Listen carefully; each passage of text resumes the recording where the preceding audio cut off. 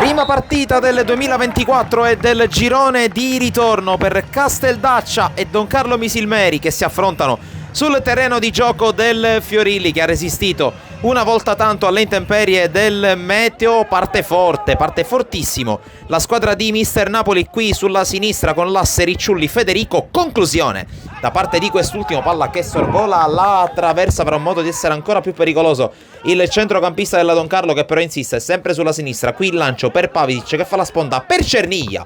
Conclusione ribattuta a corpo morto da Pirrello, calcio d'angolo, ma ancora la squadra oggi in tenuta blu che attacca con Sheriff, partito sul filo del fuorigioco.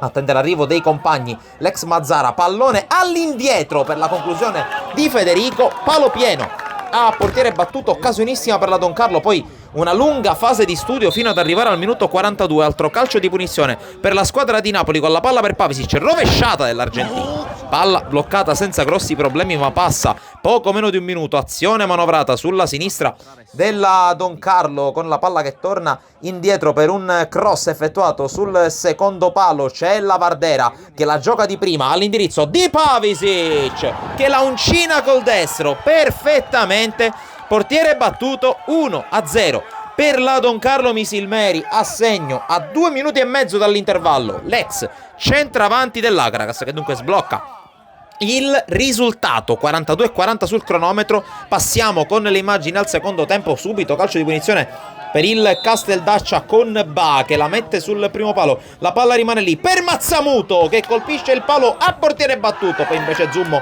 è bravissimo sulla ribattuta, sul tentativo di Arusa ad un passo all'improvviso dal pareggio il Casteldaccia, che qui però deve difendersi. Cerniglia, forse con un fallo, si libera e va sul fondo per effettuare questo cross sul secondo palo. Si fa trovare Federico, conclusione di testa troppo debole per provare ad impensierire il portiere, ma torna padrona del campo la Don Carlo Misilmeri, che qui ci prova con la palla messa in mezzo per Pavisic, posizione regolare per l'argentino, a tu per tu con il portiere, si fa ipnotizzare, perde forse l'attimo giusto per andare alla conclusione l'argentino. Poi calcio di punizione per la Don Carlo per il destro di Totò Federico, la palla sopra la traversa allo scoccare dell'ora di gioco. Poi nel finale torna a farsi vivo il Casteldaccia, privo di tanti elementi della formazione titolare, ma qui con Sferruzza che riceve da Monti, va a calciare col destro, si distende alla destra e compie una grande parata Alessio Zummo per evitare il gol che poteva dare il pareggio al Casteldaccia, ma invece dopo 5 minuti di recupero il direttore di gara dice che può bastare così.